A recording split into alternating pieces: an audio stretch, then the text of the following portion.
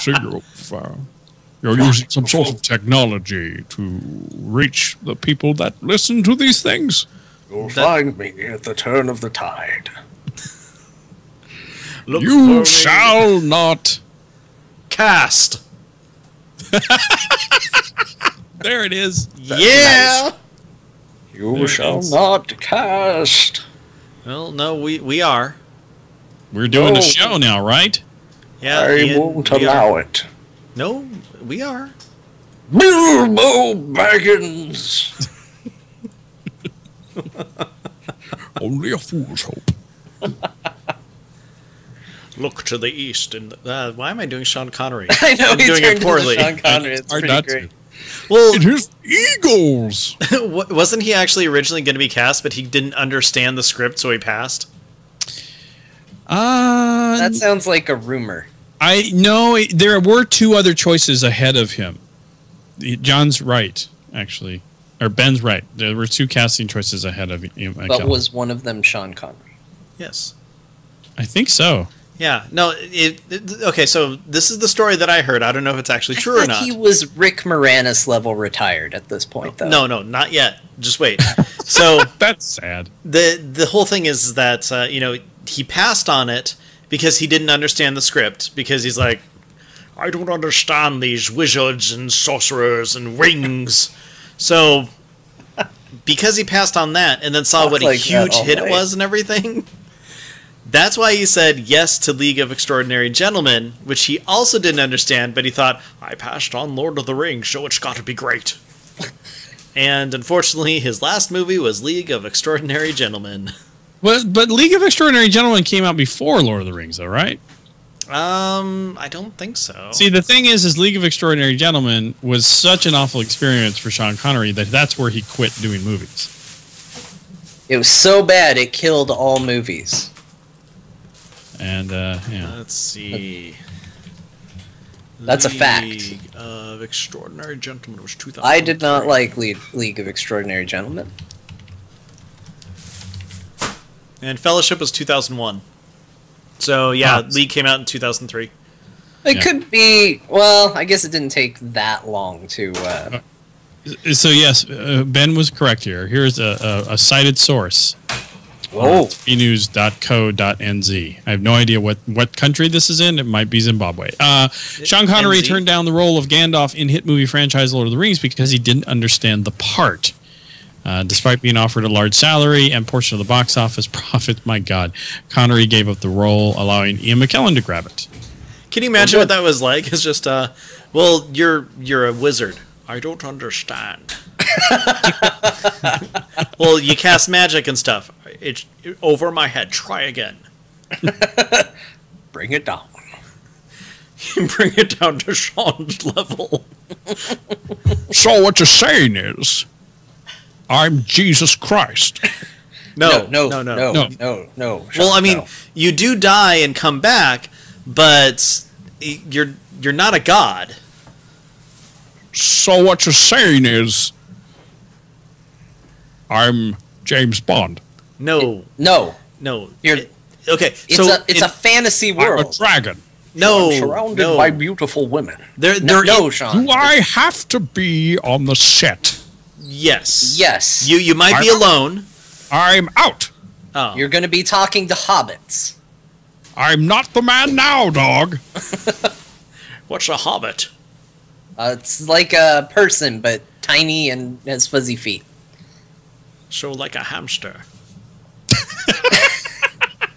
No, those feet aren't fuzzy. Sorry. Oh, Sean Connery. Does anybody know Ian McKellen? I do. He's a friend of mine. Good. How different the Lord of the Rings would have been if Sean Connery is Gandalf and Colin Firth was Aragorn the way it was supposed to be. You shall not pass. This drug test. Oh, man. I would watch that version in a heartbeat, though. It'd be great. It depends on your definition of great. Yeah. Mystery Science Theater 3000, great.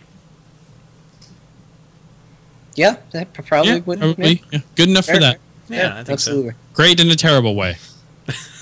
Oh, Accurate. We can't use that as the title. Show it's like a hamster. No.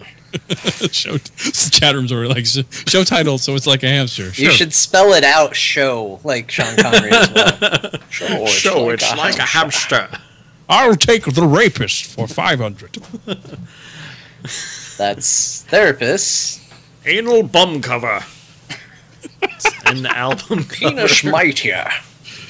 Mr. Connery's answer is buckfutter. I don't even know what that means. I bet you do, Trebek. Oh, man. Those were the best things. SNL sketches from the 90s. They're the best. Oh, I know. Daryl Hammond and Will Ferrell just back and forth in that. And then, holy crap, Turd Ferguson. Yeah, Turd Ferguson. It's a funny name. Where did you get that giant hat? Yeah, it's over here. Backstage. Then his podium randomly disappears. I like David Duchovny being Jeff Goldblum. Because I feel like someone said, we need you to do a Jeff Goldblum impression, and he's like, I don't really do one, and they said, that's fine. That's pretty much what it was. Because all he did was just... It's like, yeah, there are 1, 2, 3, 4, 5, 6 categories. The other day, I apparently did a good Jeff Goldblum impression, and I will never get it back. I will never be able to repeat it. And but I was proud for a moment. All you do is laugh really well. It's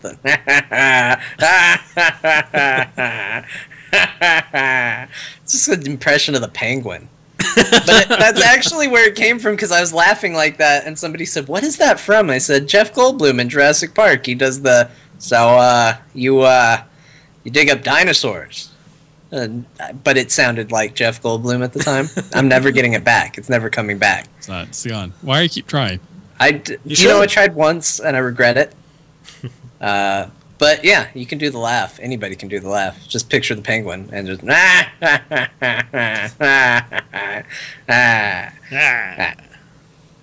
all you gotta do. It's easy. Kind of like that. Yeah. Yeah, that's it. Hey, I retweeted that we're on the air. Hey, look at you. Yeah. Doing your job. I'm doing stuff. I should probably do that too. Doing stuff. My phone battery keeps dying a lot faster within the last, 2 days. Did you update to the newest? What kind of phone do you have? 5S.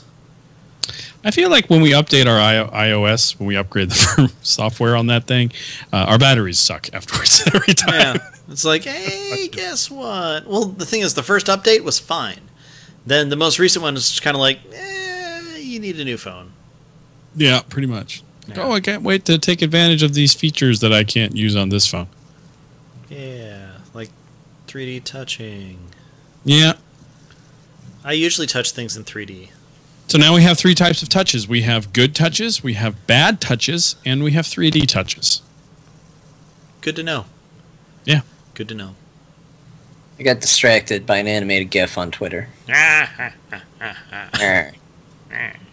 does sound like the penguin. Well, my version definitely. Very much less Jeff Goldblum. Of course, the new penguin doesn't laugh like that. The one on Gotham doesn't laugh like that at all. I haven't seen Gotham. You haven't? I like Batman in my Batman. Well, there is Batman in there. He's just not, Yeah, crappy kid Batman. He's like Bat-Kid. He's not crappy. Or not Bat-Kid, because that was that one kid. That was cool. What does he do? How about Bat-Boy?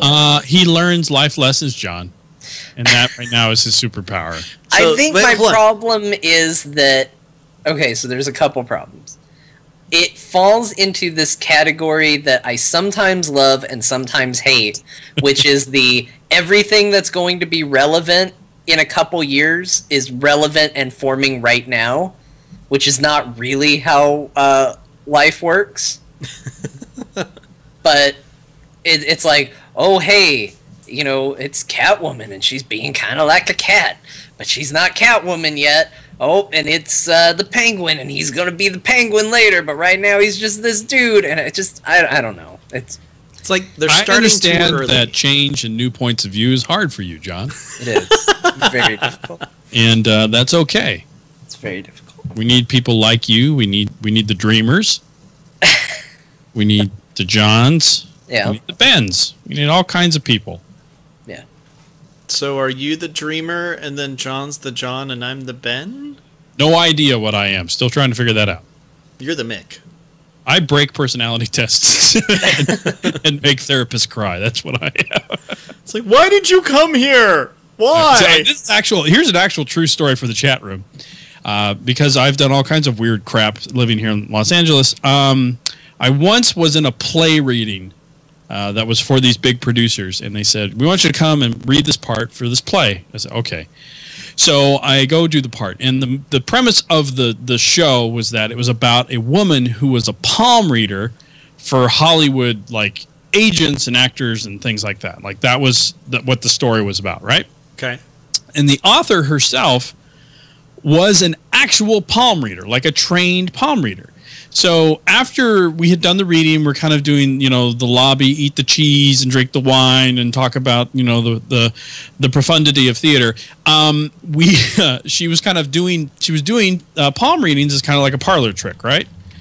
So at the end of it, she comes to me. She's like, "You haven't gotten your palm read yet." I'm like, "Okay, sure." She takes my palm, sits me down. She does my palm. She looks at me. She looks at my palm. She looks at me. She looks at my palm. And I'm like, "What's the problem?" She goes, "According to your palm, you have no future." That's terrifying. That's awful. No, it just means it hasn't been written yet. Oh, look at you turn it into some, like... No, it's because it hasn't been written. That's kind of what she said, too. She was kind of like, well, this means that you could be anything. I'm like, that's the worst. I want to be anyone in their early 20s is they can be anything. I've always wondered what a palm reader would say about my palm, because I have the, like, straightest, most perfect lifeline on my right palm. I don't know if it's going to pick up on the camera. No, I see it. It is like unbroken, dead, completely straight across. Oh, wow. I don't know if that would be like a palm reader's nightmare or like their dream. They're just like, it's amazing. Your hand looks like it was drawn by Rob Liefeld. That's amazing. It's very smart. His chest sticks way out about and no feet on it. No feet drawn at all. No feet. Cover it up with a rock. Yep. No spine. Yep. Because if they had a spine, they'd be dead. So, for comparison, I'm weird. Oh, yeah. Why are you weird? Well, it's like, it stops like right there and it's broken. And So, and then this palm, there's a little Z on it. That's for Zorro. You were marked when you were a kid. That was... You're like, hi, Zorro! He's all... Yeah. Fun fact, actually, the palms of my hands have been burned so bad that they were actually liquid. What? Yeah. Don't do that. I'd advise against that. Yeah, Don't do that. I was a really little kid, and it was my sister's birthday, which is in July. And there's a park here called McCormick Park, or also known as Railroad Park. A train kind of cuts through the park. It's a really cool place. So they used to have this slide where, you climb to the top and there's this big metal, satellite dish, and then the slide goes down from the top of that. So it's July, I'm a little itty-bitty kid, and I'm climbing up there and everything, and, I've been really good with slides, so my mom's at the bottom waiting for me, and then I get up there and I put my hands in the dish that's been sitting in Phoenix in summer, in July, all day long. And then all of a sudden my mom hears this blood-curdling scream, and the palms of my hands are essentially liquid. Oh, God. I don't remember any of it. I don't think you would. I don't blame you. I'd want to forget that, too. Yeah, apparently it was really bad, but the fact that I actually have lines and stuff is amazing, apparently. That makes me not feel good in my tum-tum. Whatever, no lines. No lines. He didn't say he had no lines. He said he had no future. Whatever. Yeah, what no happens future. with my palm is it looks like a tree branch. It just the lines all spray off in different directions. So you could be anything. I don't know. My hand's screwed up. My life is screwed up. My future's screwed up. I'm sad for coming tonight. Way to go, Ben. I want to be a Muppet.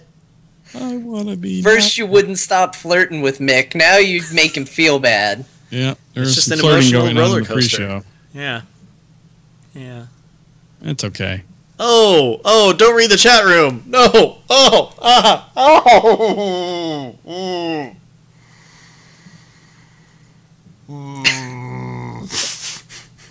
Wow. Ben is susceptible to teeth things. Don't ever watch the horror movie The Dentist. No. Look, Nope. I even have a problem with Little Shop of Horrors. Oh man. Like, when they do the close-ups and you just see him drill away an entire tooth. Oh. And then stick the drill in the gums. Stop. I can't watch that horror movie. It's terrifying. Yeah. Well, not even terrifying. It's not terrifying. It's It body doesn't horror even- that just doesn't work It doesn't well. even look real, but it looks real enough. Oh, okay. So, quick question. If John's talking, can you guys hear me talk at all? A little bit. Okay, but not You wanna enough to know test that it? I'm actually talking? It just makes you a little quiet, but I can Okay. tell you're talking. Okay, just want to make sure. I can tell you're talking, but I can't hear what you're saying, so it's kind of the perfect situation. Thanks. Perfect situation. Thanks a lot. I'm going to reset my thing really quick. Hold on one second.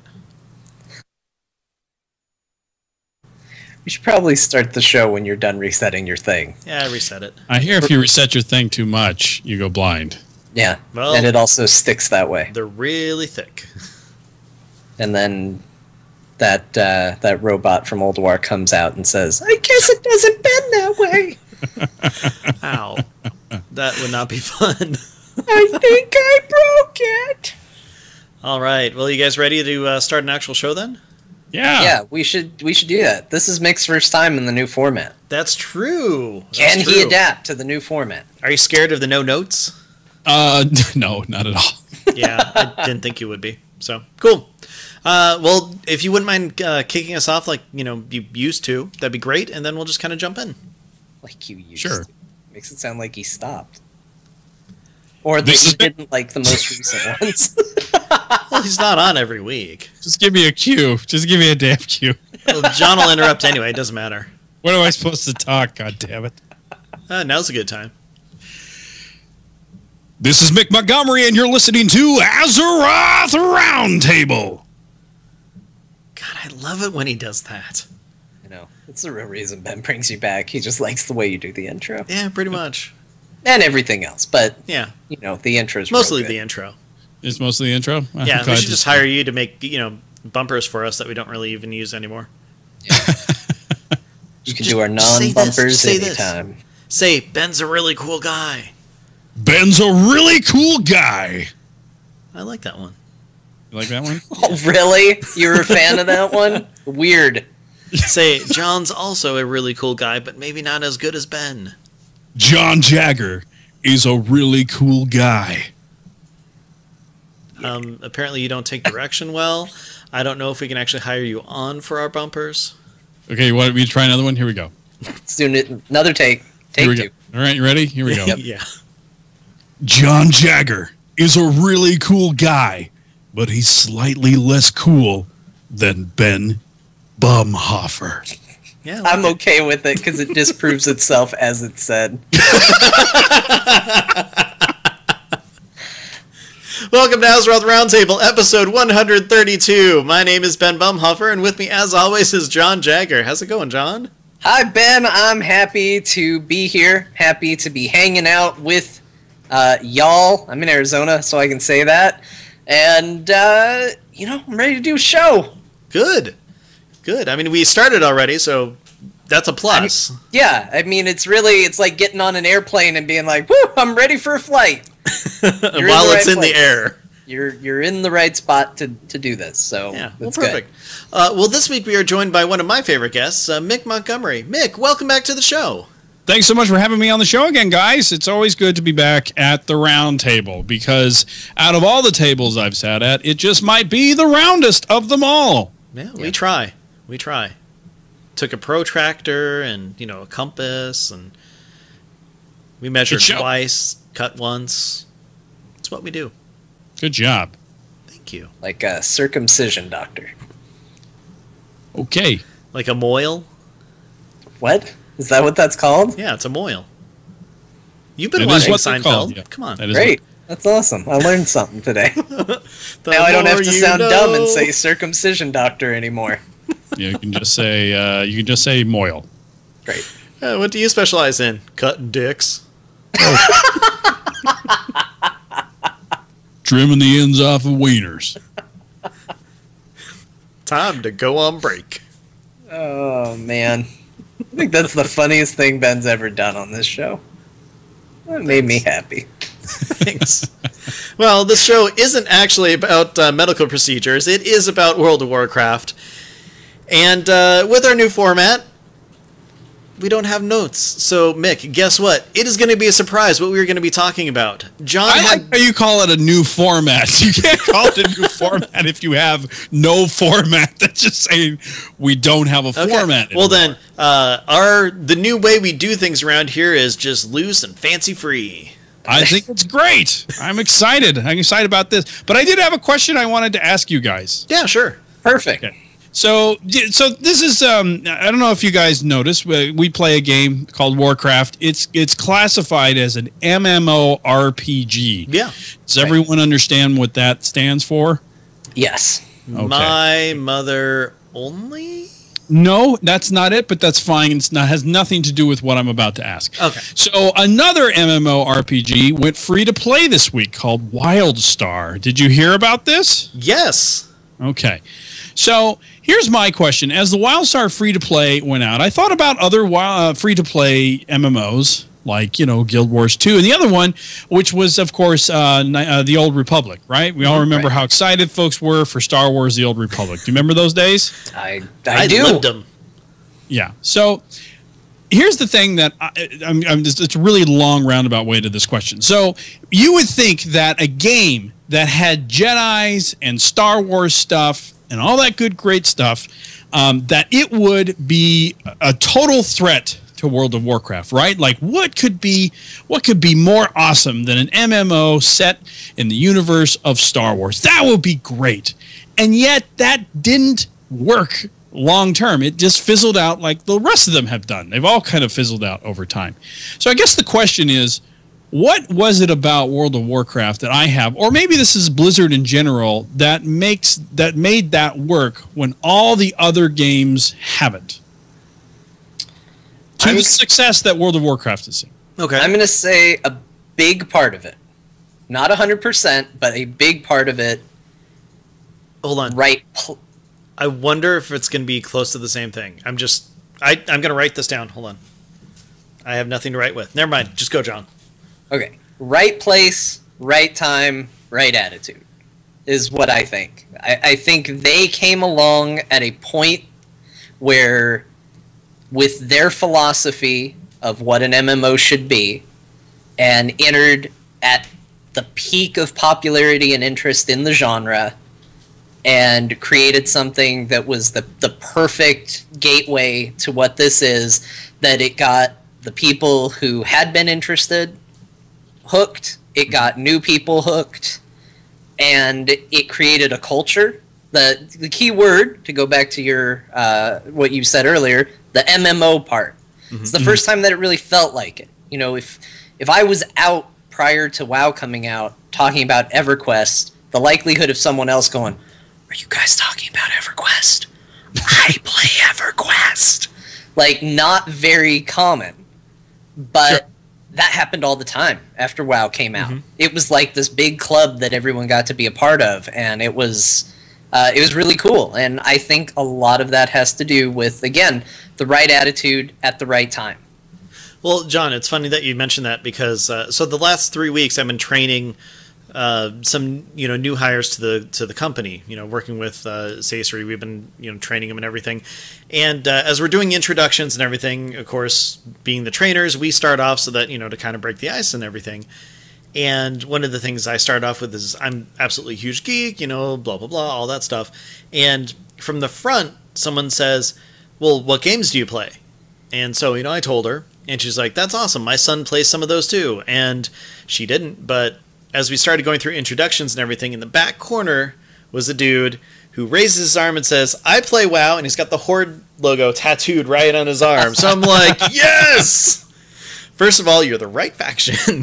But yeah, I mean, you're right. The community is something that's just like blown up and expanded so that if I go out somewhere, there's a good chance that I will either see, you know, some sort of Blizzard, you know, logo on a car or maybe a t-shirt or something like that. And we've grown up in this culture and it's expanded so much that, you know, if I'm out in public, I don't mind yelling for the Horde at someone if I see them wearing anything Warcraft related.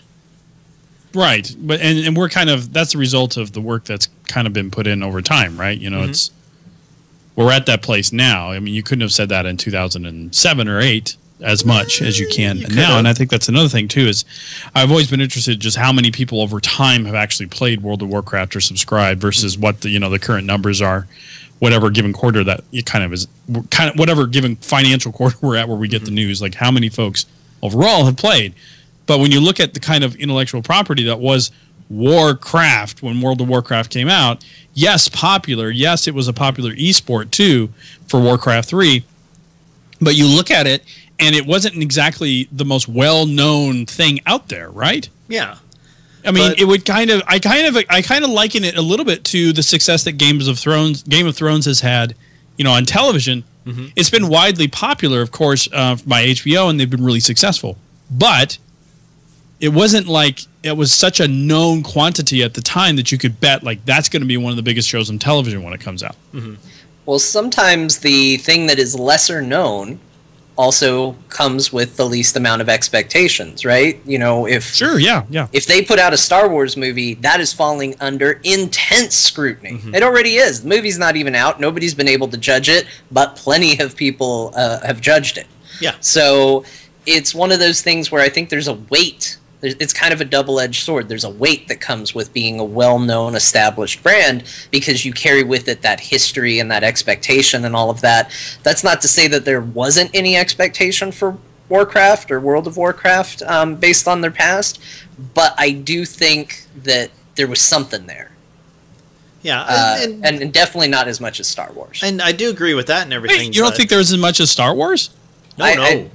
I think that the fact that it was Star Wars is what ultimately, you know, gave it a ding because it didn't meet the expectations of a lot of players.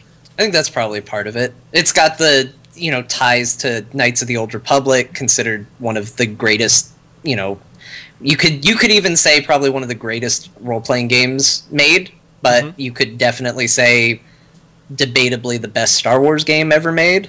So it's got this tie to a legacy. It comes with a lot of expectations. It was BioWare in the days of Mass Effect, so BioWare at their finest. It was the Star Wars license. It was based on a, you know, best-selling video game that people adored and loved. It was what seems on the surface a perfect storm for this has to be the biggest thing ever, but it also has to execute on being that.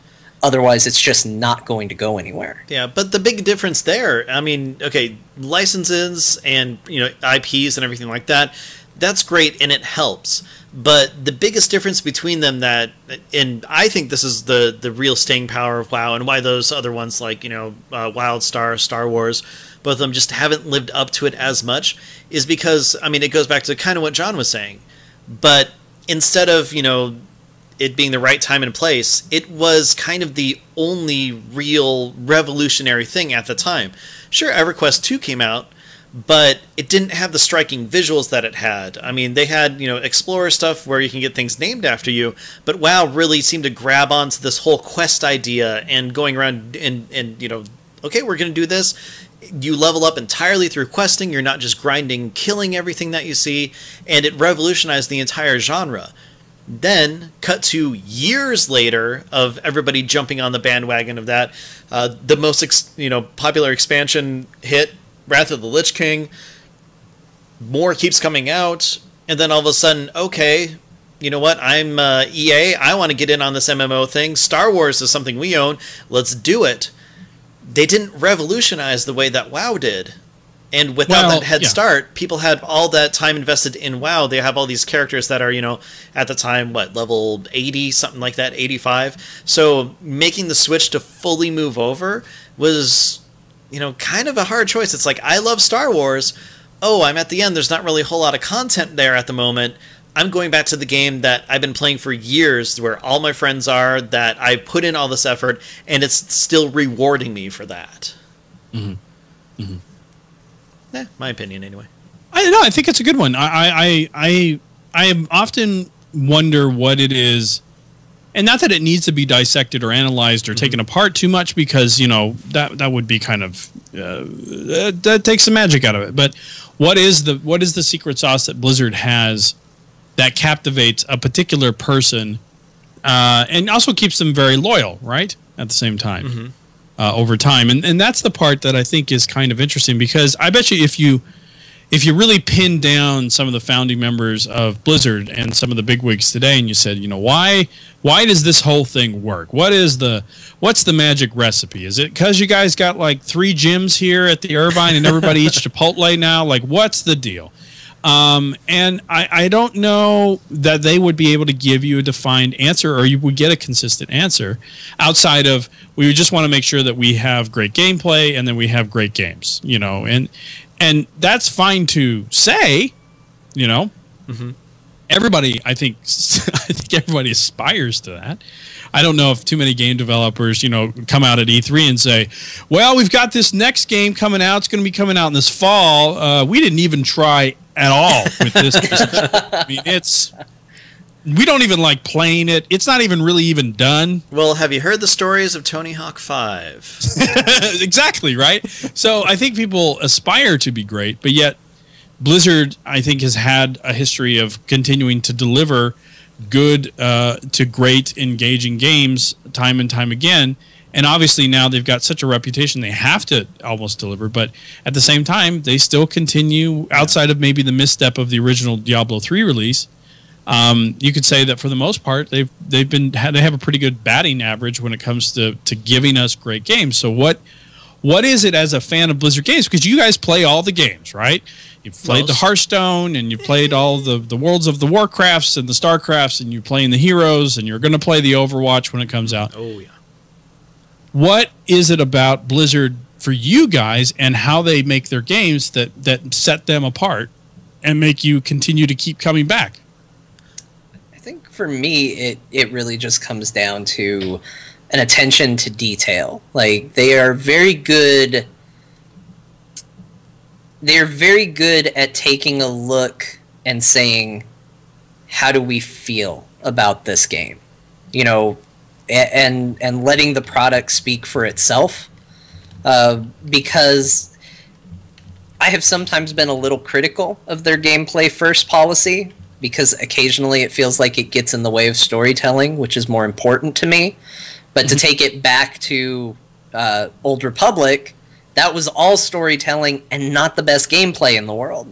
And that's okay, but the reality is, I feel like gameplay is definitely a higher priority. Story is still important, and the places where I get the most frustrated with Blizzard is where I feel like they forget about that it's still important, that it can take a back seat, but it's still important. But for the most part, their gameplay is so solid that you get hooked and you just want to keep coming back. And it is that we've taken the idea and we've refined it down to this thing that is just the core experience you're looking for whatever the product is. Like, this is the core MMO. This is the core MOBA. This is the core collectible card game. That's the thing that we've made. And then we just build on top of it. And I think that's a formula that works really well for them.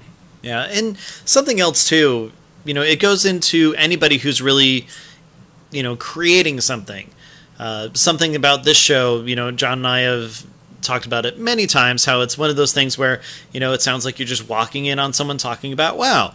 It's, something that it has to be a show that we would want to listen to. That's why we do it. It's something that we enjoy. I really feel like, Blizzard as a whole, I think Valve does, I think for the most part BioWare does, they really seem to play the games that or make the games that they really want to play, or they would really invest a lot of time playing. So when they're putting that sort of tender care and love into the product that they're actually trying to give other people, it comes across with, you know, like John was saying, so much more detail, so much care, so much more love, and it almost feels like it's a more personal experience when you're enjoying the gameplay and everything, even though, you know, I'm running around and, hey, look, there's a paladin running around naked on a mailbox over there or something like that. I still have what I get out of it because so much was put into it. Now, I'm not saying that other companies that, you know, make games like, say, I don't know, Square Enix or something like that, that they don't have a heart or anything. They just, I don't think they get it as well. They don't, you know, put so much of themselves into it. They have more of, I don't know, maybe a formula that they're saying, okay, we've got to make sure that we have our hero, and we're doing this with them, and they have to go on this gigantic quest and something like that. Whereas, like, say, Blizzard says, okay, I'm the hero, this is what I'm going to be doing, and this is the experience and everything that I will be feeling as I go through this grand adventure. I mean, let's be fair to other developers, too. They may not have the freedom to do that. That might be something they actually would love to do. And, you know, you might talk to a game developer who says, well, yeah, I wish I had Blizzard's money to just constantly refine the game. Or say, this isn't working, let's throw it out and start all over. But that's not a reality for most of us. And that's probably true. Yeah, and I was going to get there because it kind of comes to... But hang on, though. I don't want to, you know, cut Ben off too quick there. But the same thing as John, though, but Blizzard had to figure out how to get to that point, though. Right. It's not like they open the doors and they're like, we've got $600 million in the bank. We're going to make the best games ever. Exactly. And I think a lot of games have been given a ton of money and then delivered a poop basket, a basket filled with poop. Well, it comes down to, you know, the boardroom actually making the decisions. Why is there a Call of Duty game every single year? Because it sells like gangbusters, so that means that they're getting more money. You know, the newest edition of Call of Duty, whatever the number is, you know, Call of Duty 17 or something that's coming, on the older consoles, it's just multiplayer. Granted, it's because of, you know, lack of power that the systems actually have, but they're not even going to take the time to try to break it down into those older systems. They're just saying, well, we know you're going to buy the multiplayer because that's all you play. Here you go. Right. And that's all that those games need to continue to do to satisfy that player base, though. Exactly. But I mean, they're not really iterating a whole ton and everything. It's like Madden. Madden is almost the same game every single year. It seems like the time and effort that Blizzard puts into it, they're really going for a distinct gameplay experience. And like you said, they have the money to do it. They have the time to do it. And it's just, I don't know, it makes the games more alive to me. And I think Blizzard got there by not overextending. You know, they said, this is the reality of what we can make. Let's make the best one of this that we can make. Sometimes with other developers, you get the feeling that, you know, I loved Dragon Age Inquisition. I will throw that out there as a preface. I thought that game was great. But there is some content in that game that feels like a bunch of people were sitting around a boardroom and said, oh, we need this in here. Why? Because that's what modern games do. Because that's what games have. Like their little war table and the real-time thing that has to tick down before you can go and complete a thing, it felt very much like, well, I don't know, there's some real-time component to most games nowadays. We should have that in here too. It doesn't even really make sense within the scope of the universe. It's kind of a hassle to manage. It's kind of arbitrary, and it's kind of an annoying part of the game. But it feels like it's in there because video games. Because we're making a video game, and this is what you do when you make a video game. Yeah, video games. Right. Well, I do think that, you know, I think that what happens is, even though Blizzard has this really high standard for themselves, like, we got to make the greatest thing in the world, they also don't take themselves I don't feel as seriously as other games do, right? So you look at World of Warcraft, while there's big and there's epic moments, there's plenty of fun and comedy, and even in the midst of the most, you know, dire situations, I kind of look back to most of the raid encounters in Mists of Pandaria with Lore Walker Cho, and it was always like, oh, that's bad. I'll stand right over here. You know, and there was always this little bit of humor that they would kind of inject. And I think that as a culture internally, Blizzard is filled with nerds, and nerds in the most beautiful and wonderful way that you can imagine. And they are unabashedly nerdy and self-referential when they are, you know, making these games that they make. Mm-hmm. And that brings a certain level of charm to it, right? Yeah. For example, way back in the when StarCraft came out, the very first one, and I can't remember which unit it was that was quoting some of the lines from Aliens, and I thought, oh my God, they're quoting lines from Aliens in this game. That's incredible, and that kind of level of understanding almost the audience that they're playing to better than I think most games do, which are just like, put more blood on it. They like blood, you know, and I feel that is kind of the approach for a lot of games. Whereas Blizzard, I think, I feel understands their gaming audience a little bit better than most of the other studios out there. Well, and they get away with trolling too. I mean, you're talking about putting more blood on it. What about when Diablo 3 screens first came out and people are complaining that there was color involved? Yeah. It's got a rainbow. Diablo can't have a rainbow. And then what did they do? They're like, yeah, I can. Here's Whimsyshire, a land filled with magical ponies and rainbows and waterfalls and pastel colors. Mm-hmm. They've always had that kind of rapport that you're talking about, and I think it's appreciated. And I think it's also why you see, you know, people kind of digging Metal Gear Solid's weirdness. You know, Kojima's another person that has no qualms about, oh, here's a person that's gonna just talk for 3.5 hours about the atrocities of war and why we need to be better as a human people and da-da-da-da-da. Okay, now press the circle button to crouch and crawl through a vent.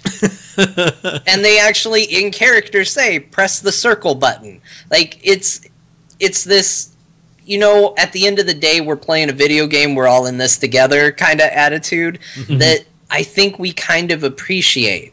You know, that's not to say that, you know, if all of a sudden, while playing Mass Effect, which is this very cinematic movie-like experience, and all of a sudden Commander Shepard looks at you and says, "You're doing great," and then like goes back to the action, like I don't think that improves the experience, but they also were willing to make fun of themselves a little bit in the right ways in that universe. You know, you had a hamster named Boo. Oh, so great. Which was a reference to Baldur's Gate. Their Citadel DLC at the end of Mass Effect 3 is basically non-stop comments on memes that sprouted up around their own game. And it's fantastic, you know, and I love that sort of stuff. And I think when properly done, it does endear you to the medium a good deal. Yeah, they're along with you just saying, yeah, we get it. We love this stuff too. It's cool. Yeah. Yeah, and I think that's why the community has, as the quote-unquote Blizzard fanboys and fangirls, that community has stayed as strong as it was, and is. And how many other game companies out there are doing their own convention just for themselves? True. You know, and Twitch. Oh wait, they're not a game. That's QuakeCon. So I think that there's just there's a little bit of a magic here that I think is easy sometimes to forget when you have you know, bad PR moves and this, that, and the other thing. But for the most part, you know, Blizzard does hit most of the buttons that they're supposed to hit when they're making and crafting these games, and can take something and take a genre and reiterate a bit on it and then make it feel like something really great and entertaining, and in some ways fixes a lot of the things that bother you about a particular genre, right? Like I feel like they always sit back and go, let's let the other ones do it for a while. Okay, so a MOBA, people don't like the stupid store. How do we get rid of that? We'll just get rid of it. Okay, great. Okay, so when we do our game, there's not going to be no store. That sounds fine. Okay. Why is there only one map? Let's spread it out a little. Yeah, let's do 9 maps. That's cool. Let's make that happen. Last Hit is stupid and frustrating and counterintuitive to what you're actually trying to accomplish as a team. Let's throw that out. And that same level of kind of reiteration, followed them through developing WoW into the MMO. It was because when WoW first came out, I was a gamer that was like, that sounds stupid. I don't want to do that. I want another Warcraft game. Who wants to? So the premise, because when it was first pitched to me, I was like, so the premise here is instead of controlling like 500 units in Warcraft, I get to be one unit? That's dumb. So it's just a hero class, but evolved a little more. Yeah, like I get to go on an adventure, and what am I? Like, am I Arthas or what? Who am I? No, you're just like a random dude. This is dumb. I don't want to do this. There was nothing at all that appealed to me about World of Warcraft, and I had tried. I had tried playing EverQuest, and I was like, this is not for me. I cannot do this long term. And yet somehow, when I wandered into WoW for the first time, on that very first night where I rolled a paladin, I thought to myself, wow, this is amazing and addictive, and holy crap, it's 3 o'clock in the morning, and I got to go to work tomorrow. That was the response, and I think that that's something that Blizzard has that's really unique about them that they bring to the table, and I think that's why the community is as strong and also demanding as it is. Yeah, I can see that. Yeah, but one of the things that I really like is that the community hasn't sprung up only over World of Warcraft. It's spread across all these multiple games at this point. I mean, the first BlizzCon that I went to, I was like, yeah, World of Warcraft, F these other games, I don't care. And slowly, the culture that Blizzard's like grown... StarCraft! Yeah, pretty much. Now I'm definitely like Hearthstone. But, that's something entirely different. But I can tell you, I drug Ben to watch StarCraft matches early on in BlizzCon going. I was like, no, you got to watch it. Sit down with me. I'll explain to you why things are exciting. And then it got to the point where you're like... getting into it. Yeah, you're just all like, okay, well, I don't know why that's good, but... the audience is cheering, so something really awesome is happening. Because it's like, I mean, some of what was going on, and you were doing a good job of explaining. It's like, oh my god, he got a Hydralisk, or something like that, and then all of a sudden, the whole audience is, oh my god, cool stuff. And then, I never got into Diablo until Diablo 3 came out. I mean, part of it is because of, well, it's a Blizzard game, and there's a collector's edition. I guess I better buy it. Not only because there's a pet in there for WoW, which, okay, that's really why I got it, but I really like the game. And, because of that, I'm starting to really appreciate so much more of what they're doing, and to see the things that I love about WoW being put into these other genres and these other games. It really makes the company as a whole just so much more enticing. I mean, before this, BioWare was really the one company that I just, totally glommed onto because they make just phenomenal games. And now it's like, oh, well, Blizzard, you're right up there with them. I mean, they care so much about their player base as well as what they're putting out, and it shows. So, I got a question for you guys. Okay.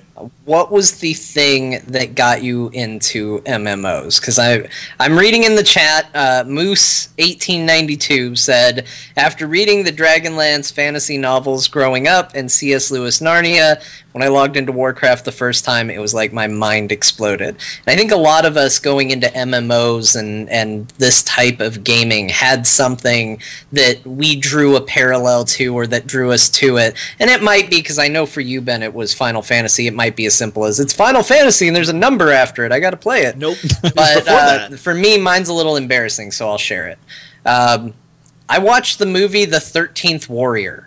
And Banderas. I was like, this is like what an MMO is. You're the 13th Warrior, and you got to go out with these friends and have a crazy adventure. This sounds great. And I was way into that. So thank you, 13th Warrior, for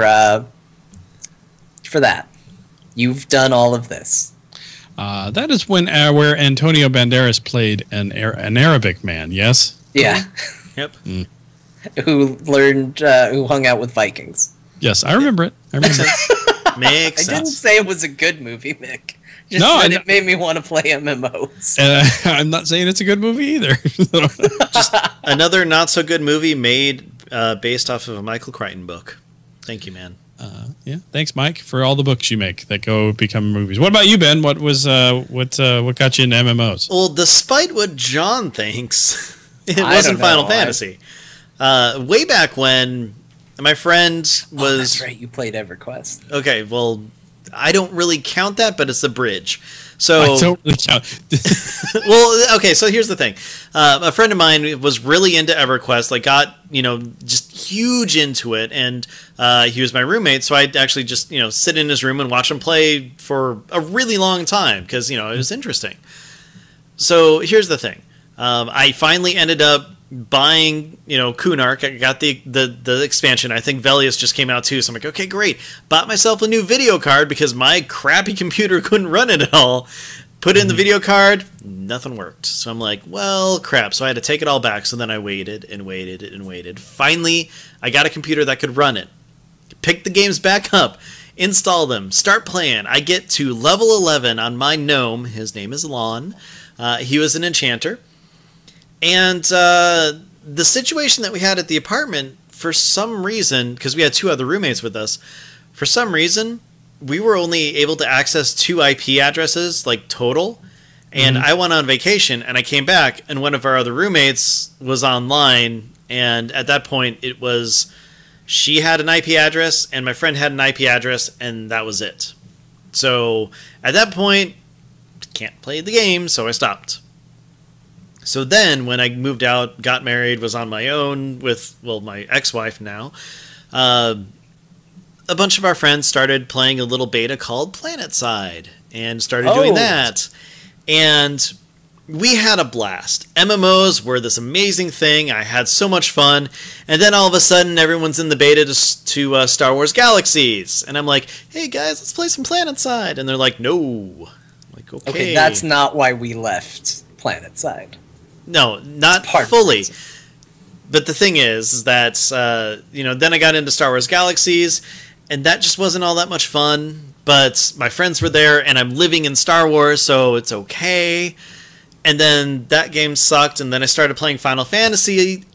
That's when I really fell in love with the MMO, like so much more so. So in a way, John was right, but it was a long journey before I really got there. But the best RP moment I ever had was in Star Wars Galaxies when I was on Naboo and I went into a bar and there were 2 Imperials who were there. They were making fun of me because I was a Wookiee and they were Imperials, and it was a lot of fun. Cool. That's all I have to say about that. That's all you got to say about that? Yeah. What about you, What Mick? about you? I probably have the lamest story out of everyone on the show tonight. I got into World of Warcraft because I was bored, and it's a good reason. Yeah, I was playing a lot of console games, and I was playing whatever version of Madden was out at the time. Playing through my probably 2nd or 3rd season of that particular Madden, and just like I'm so bored with this. Not really into Halo or first-person shooters anymore. Just kind of thought everything I'm doing here is redundant. I can't seem to find anything interesting. So I think what got me into MMOs was more about trying to play a different type of play and game style than what I had always just kind of played, if that makes any sense. Oh yeah. And so that is what prompted me to get into something with a bit more. At the time, I really thought I want something with a bit more depth. And I think I remember having this thought in my head, like I wanted to get into something that feels like how I felt when I used to play Diablo 2, And I really didn't want to play WoW. I was really opposed to it. And I was looking at games, just doing some research online, and Eve came up. So I thought, I'll try Eve. Loaded that up, and that game is a bag of horse crap. I can't do. It's well documented. If everyone's shocked that I don't like Eve Online, then you obviously haven't listened to any show that I've ever done, because I can't stand it at all. Yeah, it's a PSA you do every single time. I suck at it, and if anything, you need a spreadsheet to keep track. I'm out. I'm done. And so I got very frustrated really quickly. And I think it's actually my frustration with Eve, my boredom with console games somehow drove me into World of Warcraft. And I just went, this game is free. I'm going to download it on my Mac and play it because this is also one of the only games you can get on a Mac. So I downloaded it and started playing it, and instantly I was fascinated. I knew nothing about MMOs. I'd never played an MMO. I didn't know anything about the genre. I'd never even really played RPGs. And so I was just fascinated by everything that was happening. And luckily I had a friend at the time, still have that friend, but who was playing, Jesse, who was my former co-host on the Starting Zone, and we... I emailed him the next day that I got into work, and I said, "Do you still play World of Warcraft?" And he said, "Funny you should ask. I just started playing again." And then it went on from there. Perfect.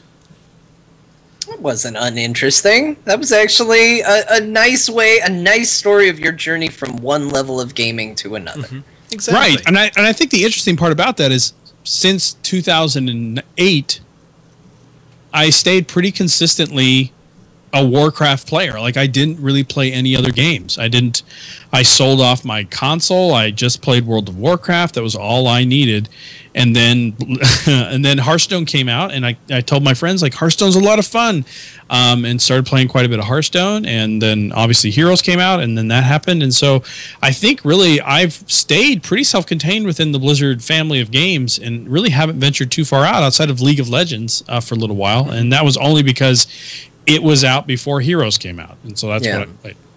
Yeah, and it's kind of funny that you say that. John has constantly tried to get me to play other games, and just this and that, and like, oh, Ben, this came out and it's really cool, and oh, you should really play this because I really want to talk to someone about it, and just things like that. And I'm never really finding myself, for the most part, jumping in and just totally falling for most games anymore, just because I don't know if it's just because it's like it's not an obligation to WoW, but there's always something to do versus okay, there's this other game, it's really cool, and I think since I've actually started playing WoW, I could probably count on two hands the number of games that I've actually started and beaten, and it's not many. And considering that Mass Effect 1, 2, and 3 are I count as one, and I've done that multiple times. It's, I don't have a diverse game library anymore like I used to. It's just when you find an MMO and something that you actually really enjoy, and that does, tend to take up a lot of different time, it kind of negates a lot of what you need from a lot of other games. Unless you're John, and then you play everything anyway. I don't think it's just me. No, I'm not saying. There's a lot of people like that. But yeah, I think there's a lot of people like you guys too, where it's like, no, this is the game I play. Just saying that seems weird to me, but that's everybody's gonna have a different buy-in level at whatever they're playing. And Ben, you've definitely, you've been playing a lot of Metal Gear Solid lately. That game's so good. See? So good! So there's things. If you had access to Mario Maker, you'd probably be playing a lot of that. Oh my god, Raid would have a hard time finding me. I'd be like, guys, why don't we just put a piranha plant right here? Look, it'll kill all the trash. We don't have to... Oh, right. Sorry.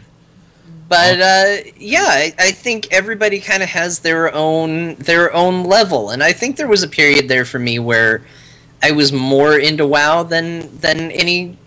and didn't really need to play a bunch of other games, but I've always been console games, PC games. It's always been kind of my thing. But you do hear that a lot from a lot of WoW players who say, no, it's the only game I need. That's actually how John and I met, is his love of console and PC games. Way back when I was working at GameStop, back then it was Software Etc.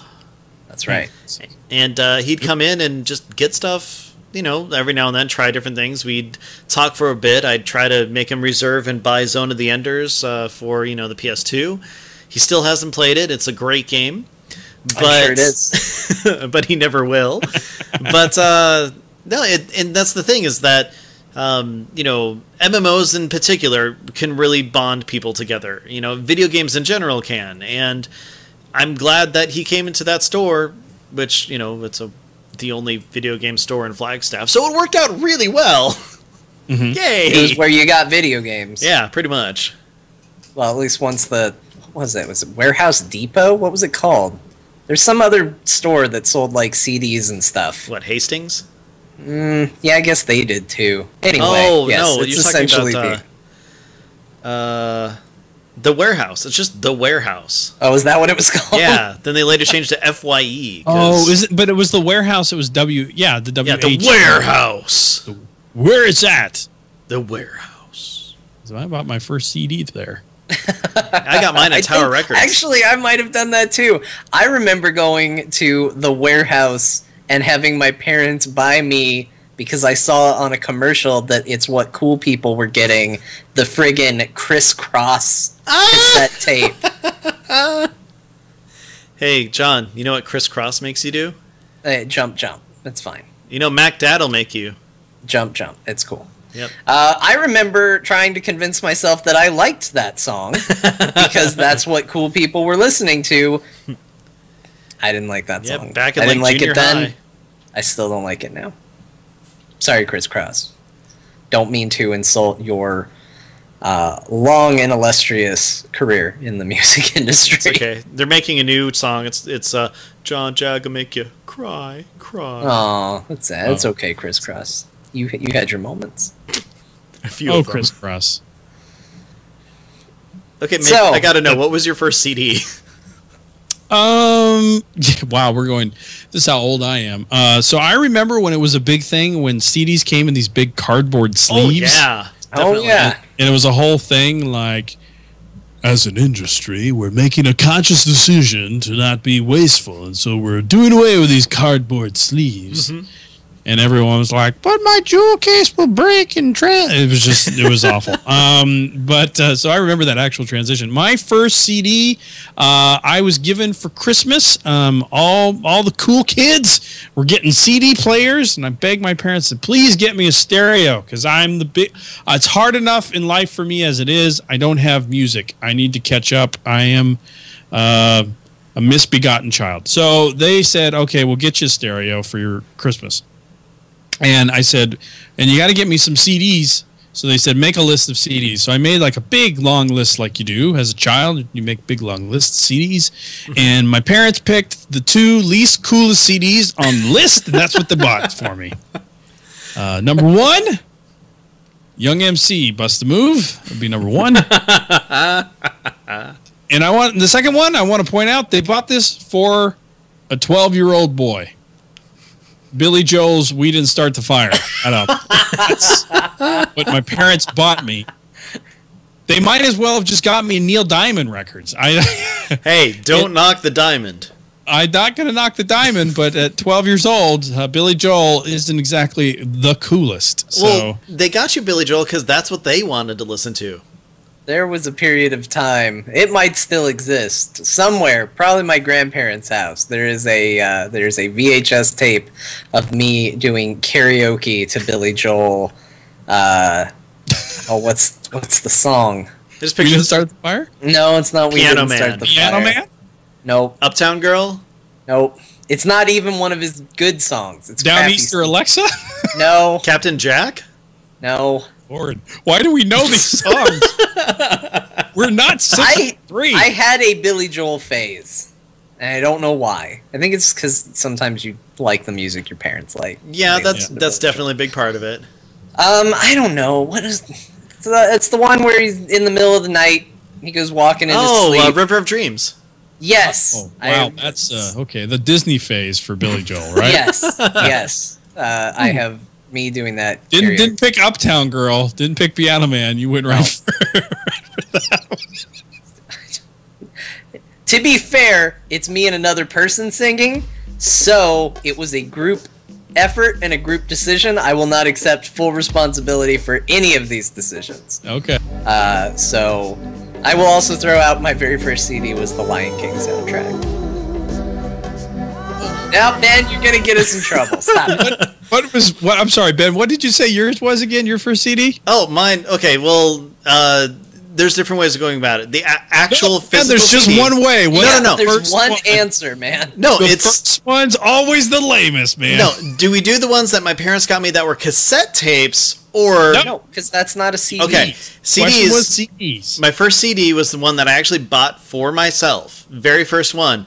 Walked into Tower Records, walked out, with the Empire Strikes Back soundtrack. Jeez, what an awfully appropriate one for you. Yeah, I know, right? I admire that Ben's Star Wars commitment goes that far back. So my first one was the Lion King soundtrack, and what I feel like is perhaps the best shining example of how like diverse and weird and stupid my love of music is, and my iPod in general, is that my second CD was Aerosmith. So I went from Lion King soundtrack, Aerosmith. Not gonna lie, my second one, Aerosmith. Nice! Big ones. Wow, big ones. That album, holy crap. Well, the thing is, my cassette game was pretty righteous at the time. Like I had, Metallica, and I had Guns N' Roses, and I had a bunch of heavy metal, and I had a bunch of like NWA and that kind of stuff. So my cassette game was pretty good, and I managed to somehow. I had a tactic for getting my mom to buy me these records because they all had the parental advisory on them, And every time. So what I would do is I would take her to the mall and I would waste her time so that she was so frustrated she just wanted to leave.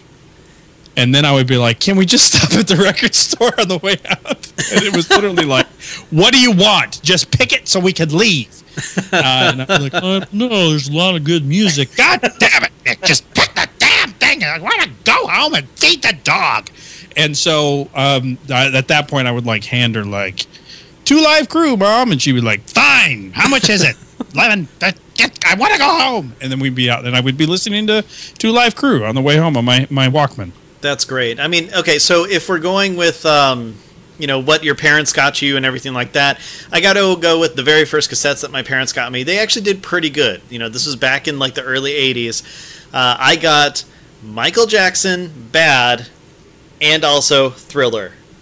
First 2 cassettes. That's pretty good. Yeah. Pretty good. I think the first cassette my uncle bought me. And he was like, Uncle Rick partook in the casual pharmaceuticals from time to time.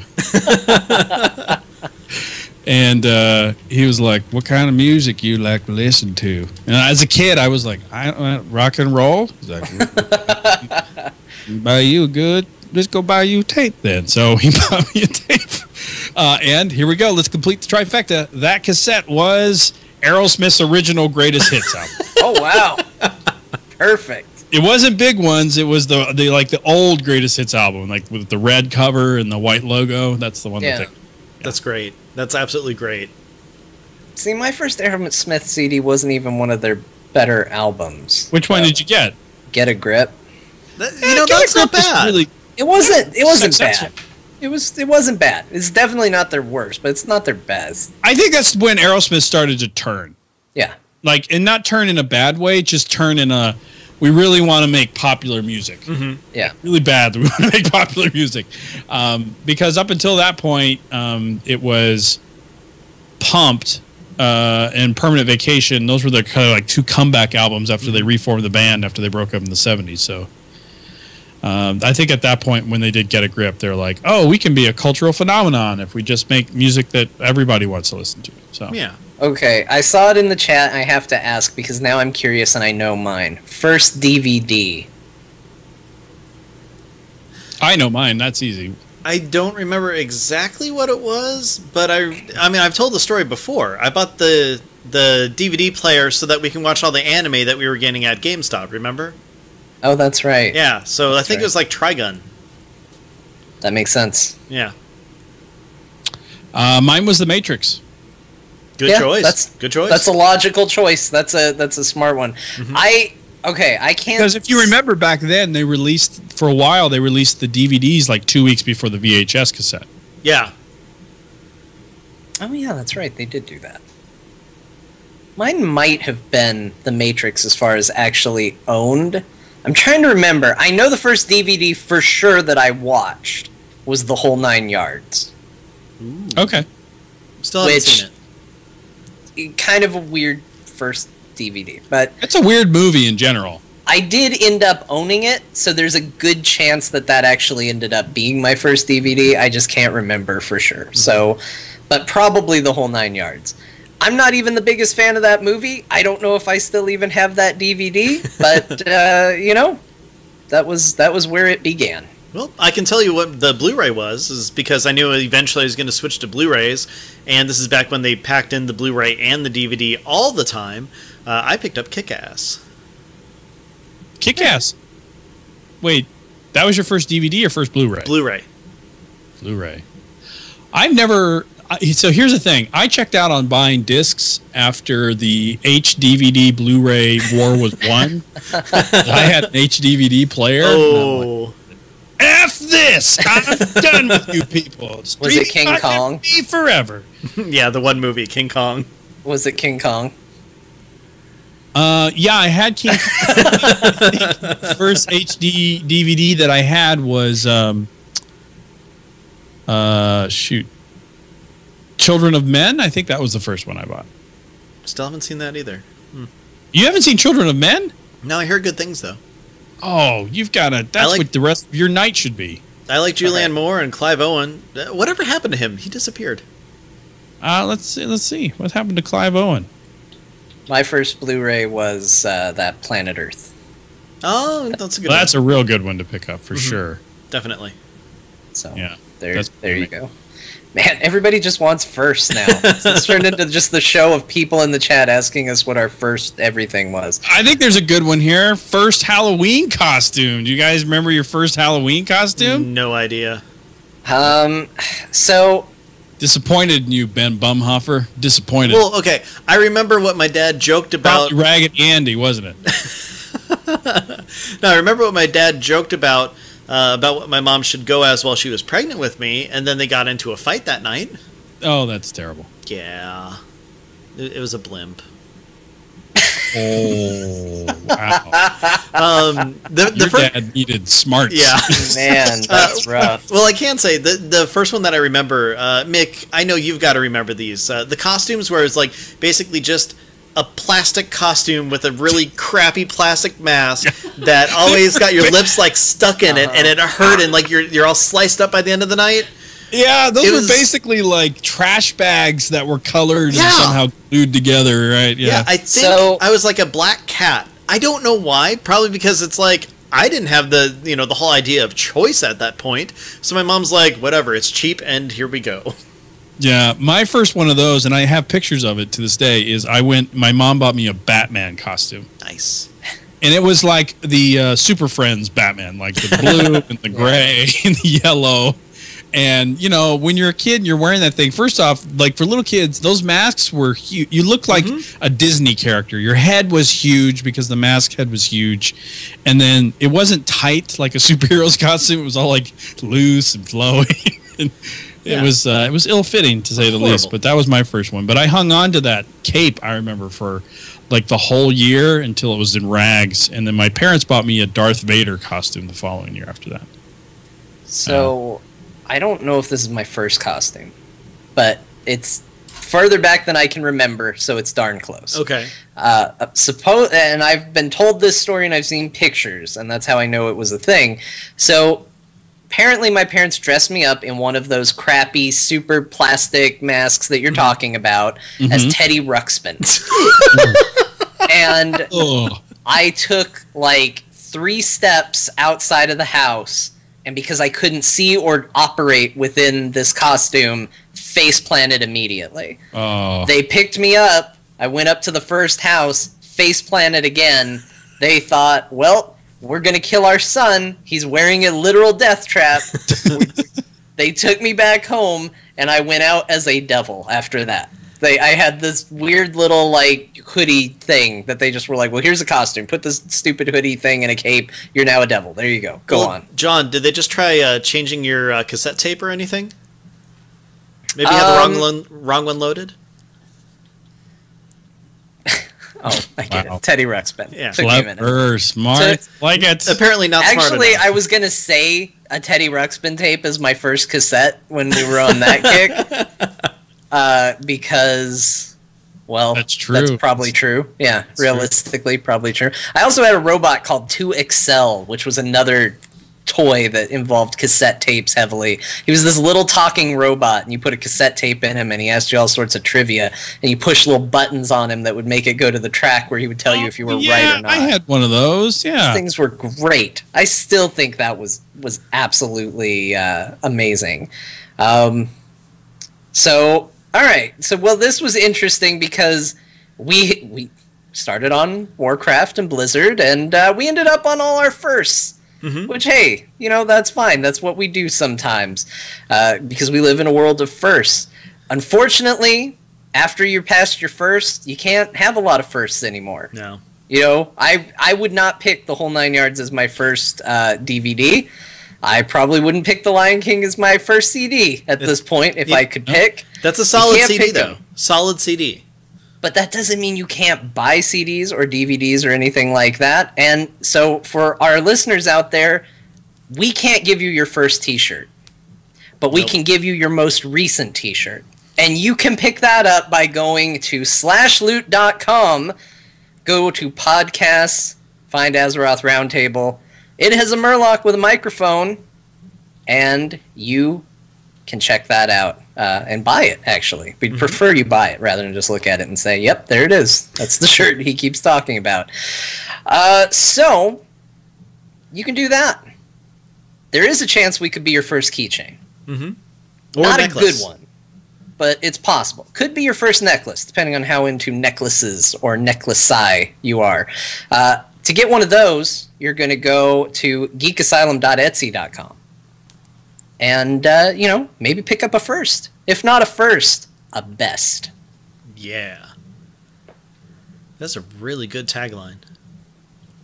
If not the first, the best? Yeah. There you go. I mean, especially if you want to be the very best. Like no one ever was before. Yeah, I do. I feel like we're going to have to put a disclaimer at the beginning of the show. We're fine. We're fine. They've listened to us. It's entertaining. Who cares? Mick, where can people find you if they're looking for you on the grand old interwebs? Lots of different places. I do a World of Warcraft podcast called The Starting Zone, which you can find at thestartingzone.com.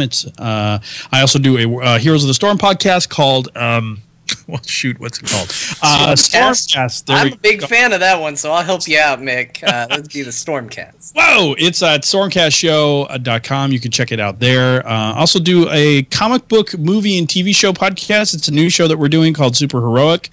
You can check that out at superheroicshow.com. That actually has like 2 or 3 episodes that come out a week if you're into that kind of stuff. I also do a Walking Dead fan cast called Dead Fans Talking, which you can find at deadfanstalking.com. All the podcasts, of course, are available on iTunes and on Stitcher or wherever you get your podcasts. And just because it's happening next week, just fun plug. If you have some free time this coming Wednesday, which I believe is the 7th of October at 11 a.m. Pacific Standard Time, head on over to twitch.tv/BlizzHeroes because I'm going to be on the Brawl with the Blues with Trixler and Gillyweed and Dunk Train and Glaurung. Those two guys obviously competed in the America's Championship. Gillyweed was the caster. Trixler is obviously the community manager, and for some reason I'm there. So if you want to come watch us play Heroes, you can do that at 11 o'clock Pacific Standard Time on October 7th. Very cool. Just keep taking Murky and make Trixler sad. I'm interested to see how this goes because I play support, Gilly plays support, Dunk plays support. I'm like, we're all going to fight over who gets to play Lieutenant Morales probably, but we'll see how that goes. That works. John, how about you? I know you've got a bunch of stuff going on. Oh, I've got a whole bunch of stuff, Ben. So in addition to right here on Azeroth Roundtable, you can also catch me 3 to 6 p.m. Pacific Standard Time on the NVIDIA stream along with Scott Johnson as part of the Experience Point show. That is always exciting. That's every Saturday. In addition to that, you can also catch me on the new Frog Pants show, Core. That releases every Saturday as well. That is a Heroes of the Storm podcast for all your Heroes of the Storm podcasting needs. And our second episode will be this Saturday. In addition to that, there's one more thing. and I can't fully talk about it yet because I haven't finished the website yet. But what I can say is that Parallel Words is coming back. Yay! And is going to be relaunching next week. So Awesome. The feed already exists. If you want to go looking for it, you can subscribe. I'm not going to plug the website because you're going to see a generic as hell WordPress site that isn't built yet, but more information on that to come. You can find all that on my Twitter. That's @John_Jagger. Cool. If you really like Heroes of the Storm, you can follow me on my new Heroes of the Storm show called Heroes of the Born, where we take babies and put them in heroic matches. It hasn't been too successful yet, but one of these days they're gonna do it. Okay, that's not a real thing. No, if you do want to follow me, you can. You just wanted a Heroes show. Thing. I really Why did. can't that be a real thing? Just two teams of babies just sitting there. Just blah, blah, blah, blah. Sometimes when I play Quick Match, I feel like I am playing with There you people. go. See, I'm recruiting Oh, yeah. already. So no, if you want to follow more about me, follow me on Twitter. I'm @BenTheMage. I do a show with Eludra called Battle Pets. It is all about battle pets in World of Warcraft. Yeah, there should be a new episode posting hopefully this weekend. It's weird. It usually is. I also do Geektopia with Alakaz and Lita. And guess what? There is a new episode we put up last week. It is part 2 of our Dungeons & Dragons experience. Part 3 is going to be going up a week from tomorrow because we recorded 2 of them at a time. It was pretty cool that way. As for this show, though, you're listening to Azeroth Roundtable, and we are at AzerothRT on Twitter. If you want to send us any questions, comments, or anything like that, send them to AzerothRoundtable@gmail.com. And, of course, you can listen to us at any time on Stitcher, TuneIn, iTunes, or on AzerothRoundtable.com. The great thing about that is that you can find every one of our episodes at all of those locations. So if you want to hear all the times that Mick was on, there's about 20 episodes or so of that. That's not true. You guys have had Jocelyn on way more than me. Yeah, she's been on 21. Yeah. That's way more. Speaking of, I got to talk to you about something after the show. Anyways, so yeah, go ahead and check us out there. And last but not least, our intro contains music from Volatile Reaction by Kevin MacLeod, and you can find more of his music at incompetech.com. Seriously, guys, I need a Heroes podcast now. You do. Yeah. You can call it Press Z to Horse. Ooh. No, man, it's Heroes of the Born. It's the thing with the babies. Yeah! I just want there to be a hero show called Z to Horse. That's great. Heroes of the Storm podcast for noobs. We bring you the in-depth tips you need. You guys, just go HAM on the core, right? That's what it is? Yeah, that's exactly what it's called. It's called HAM on the core. Bacon on the core? Sausage on the core? I'm waiting for somebody to do a show called Ham on Core. I'm surprised that it has not happened yet. Me too. Z to D Horse. D Horse is great. Metal Gear Solid podcast. Oh, I love D Horse. We're going to talk about nothing but Heroes of the Storm and Metal Gear Solid 5. We didn't feel there was quite enough content in either game to stand on its own, so we've combined them. Yeah, so far our petition to put Snake in as a Hero of the Storm has fallen on deaf ears. Remember, just go to change.org. We've got the petition up there. You can, however, ride D-Horse. As long as it's just a horse and you name him D. Yeah. They don't really have names. Refer to him as D-Horse. Ride the D, everyone. They could all be D-Horse. Snake's ult move will be, I don't know, choke him out. Whoa. Will be Metal Gear. Metal Gear just drops on a person. Mick, thanks for coming on, man. Oh, my pleasure, guys. Thanks so much for having me on the show. That's always a pleasure. Yeah, Ben's serious, though. We do have something we need to ask you once we go off the air. So I can't just run after it. Goodbye. Not again. I don't see any reason why chat necessarily couldn't know about this. Yeah, well, no, I was just not going to do it on the recording. If you turn us down, it'll look bad publicly in front of like 20 people. What are you doing October 30th?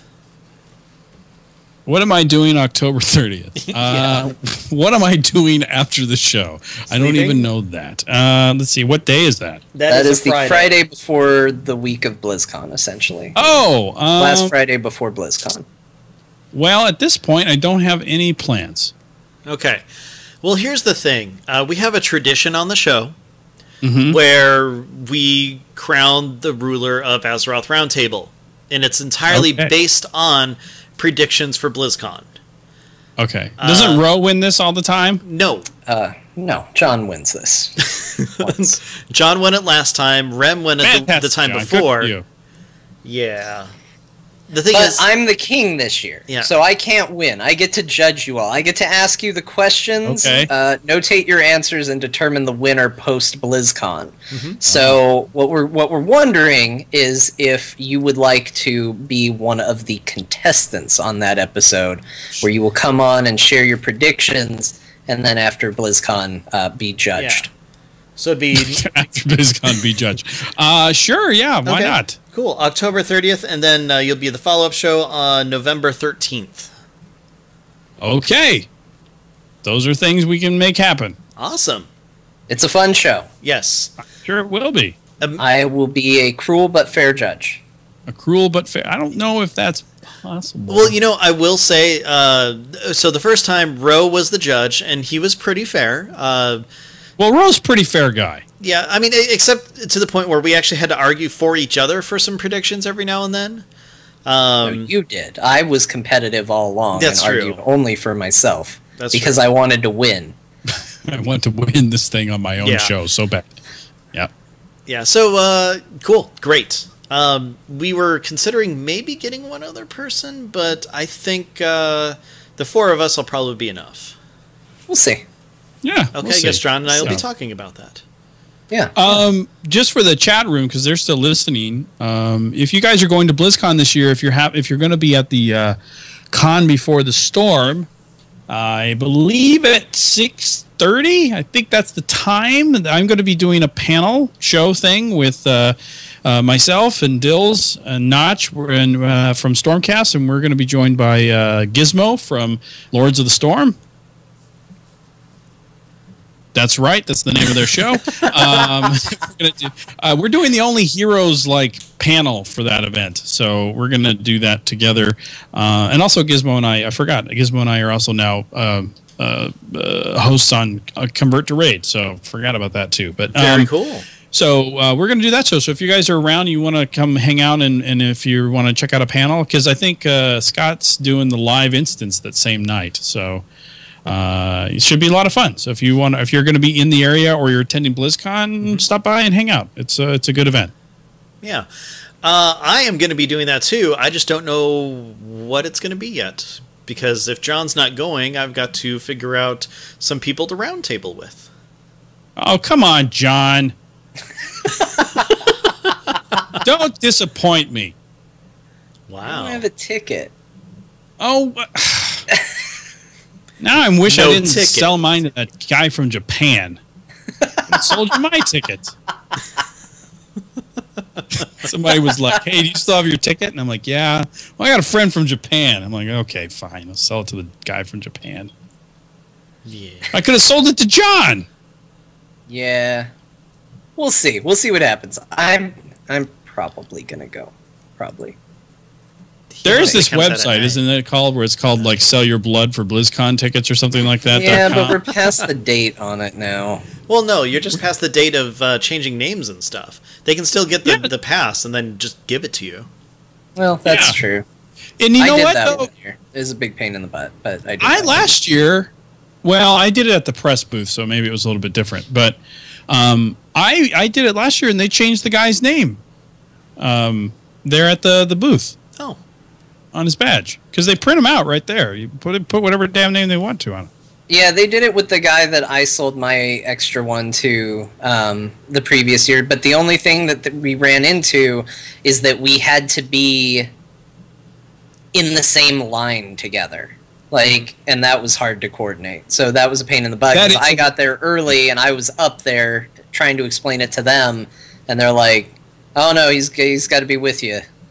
So I'm like, "Damn it!" him. I'm like, "Get here, hurry up!" Yeah, no, I totally understand. It's that part's a pain. But if you can coordinate, last year it wasn't too painful. I think I stood in front of the because they redid how they do the lines, which is so great now. They're like, instead of this crunch in a 2-hour time span, why don't we just have the booth open all day? And so I just met the guy that I was going to do the tickets with, and I only had to wait for him for about 20 minutes, and then we went down and did it. Cool. So, yeah, it was fun. We'll see.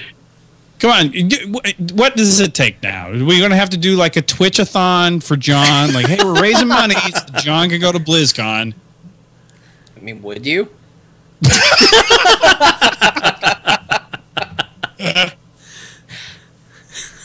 I will probably go. I will most likely be there. Odds are high.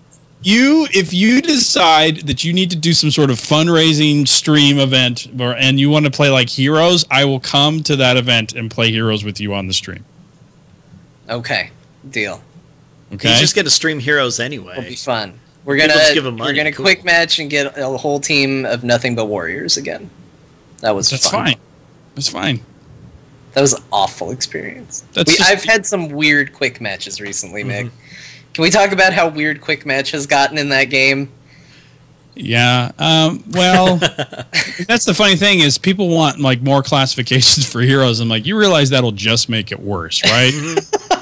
Like, I know that it sucks if you get a Tassadar or a Tyrande as your only support, but if you start subclassifying out hybrids and bruisers, like that's just one more math thing that the algorithm has to fuck up before it gets you into a match where you're like, it's me as a tank and all support. Great. Well, you'll stay alive. I had a match, and this was us as a group of 5 people. So this was another 5 people saying, no, this is what we want to do. 5 warriors. All 5 warriors. Your all team? 5 support. No, this is the enemy team. All 5 support, which honestly, 4 support and then Raynor was one of the combos that we had. Hey guys, I unlocked Raynor. One of these things is not like the other. Raynor's good though right now. Raynor's good. He is really good. It was just weird because it's Raynor, Tassadar, Uther, Karazim, and Rhaegar. Like, that was the team comp, and it was like, okay. And then the one that bummed me out is a all-specialist team that we had to play against, which, when we get these weird comps, usually I don't care, because usually we just beat them. And it's like, well, that's your fault for picking a stupid comp.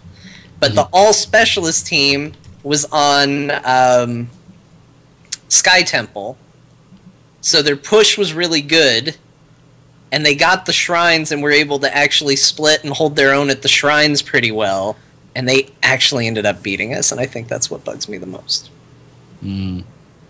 That's sad. Good night, Ro. It bummed me out a lot.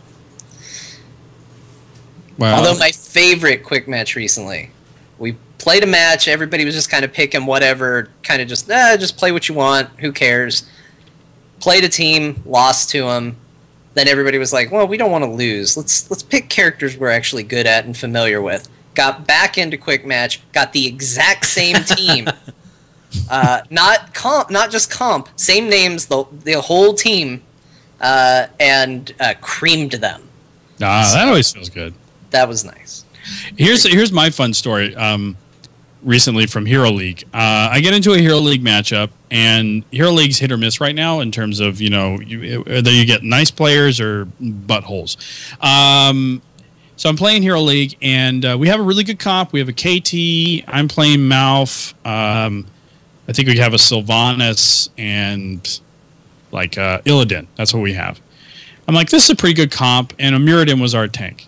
So we all go to Battlefield of the Eternity. Everyone kind of splits through the 2 lanes, and Muradin goes up to the gate and jumps on his horse and then freezes.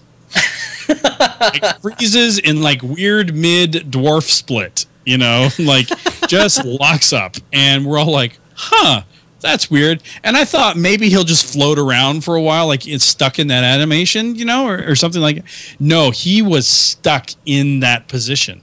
Oh my god! And couldn't move, and I'm like, oh no. So I figure, okay, well he'll disconnect. For some reason, the bug wouldn't let him disconnect either. I have had this problem in the game. Yeah, so he just sat there, and we're getting creamed. We're down by 4 or 5 levels at least, because we have no tank, and there's 4 versus 5, so we're getting smoked. And we're all kind of chatting about it, and then at one point, when we hit level 10, we somehow managed to hit level 10. We were going past him as he's still stuck there, and he turned into an avatar. So clearly he could select talents while he was stuck there, and he clicked his R button and turned into a stuck avatar. That's when you spring traps. Bring people over and have them just start shooting off skill shots at them. Yeah, so they take down all of our forts, all of our towers, and here they come. They've got an immortal. They're charging in on us. And they, of course, find stuck Muradin at the gate there. So they kill him. Perfect. They kill him. Now, the best part about this was that the player's name, not like some sort of cool, gamer handle like Sniper Guy. It was, his name was Jeff. That was his name. And so Jeff pops up at the town hall, at the core, right? And immediately darts into the fray. And I type, "Now's your time to shine, Jeff." And Jeff somehow, with the assistance of myself and the KT, mega kills their whole team. Nice. And so we're like, wait a minute.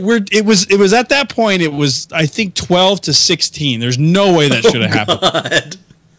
So we're just, at that point, we're like, let's just have fun, try and get out of this. Like, we're having a good time in chat. We managed to win the next immortal fight. I don't know how that happens. And before I know it, we're tied up at 2020. We have no defenses left at all. All they have, and we only have, get this, 25% left on our core. That's all that was left on our core. We win the next team fight, put them all on the bench again, and then we go ham through a gate all the way to the core and burn it down to win because Jeff shine. Shine, you crazy dwarf diamond, shine. Oh my god. I will never forget that. Now's your time to shine, Jeff. Oh, that's great. Oh man. Oh wow. So it's proof you never give up on a match. Mm-hmm. And with that, so much of a recent match, and but mine doesn't have a happy ending. We were losing quite badly through most of the mid game, and they got through all of our towers, all of our forts. They're to the core essentially. I don't even remember what the map was anymore. Oh, I do. It was Haunted Mines. We're in a bad way. Their Golem is right on the core. Mines are coming up. We rally. Mega kill. Wipe their entire team. Go down, clear out the mines. We have a 100-point Golem. Get back up, start grabbing merc camps. The Golem breaks through their barrier, gets all the way to their core before they manage to kill it. We've got all the merc camps going now. During all this, their minions have managed to push back to our core, so we go back, we try to do some defending. It's done a little bit of work on the core, so has their little weak Golem. They meet us in the middle again. Another mega kill. Oh. Time for, so now we've got another Golem phase coming up. Go down, get another 100-point Golem. We're like, we're doing this. So we get up. They're all down from this mega kill. We're up. We've got freedom to do whatever we want. Gorath, who very rarely makes a bad call in that game, makes the call to charge their core, which seemed right to do at the time. Yeah. But the wrong part of the call, the only part that I would have questioned, is he tells us to ignore the minions. We go charging past the minions. They're even like dismounting us as we go, which is frustrating, and it's acting as a reminder we should probably be killing these things as we go. Mm-hmm. There's no rush. We could just kill them. But we're worried that even though it's a 0 skull Golem is going to do enough damage, we need to get down there right now. We go. We start hitting the core. We're like, oh, we got this. They pop up. They come out at us. We're like, nope. Another mega kill. We got 3 mega kills in a row. Wiped their team all 3 times. Hitting the core, hitting the core, hitting the core, hitting the core. 2% left on their core. The game ends. Because the catapults down on our core just finished it off. Yep. That's how it ends. Winions. We all secretly agreed that we're going to just say we won that match. So everybody ignore what you just heard. We won that match. And with that, chat room, thanks for stopping in. You guys were great. Have a wonderful night, and we'll do this again.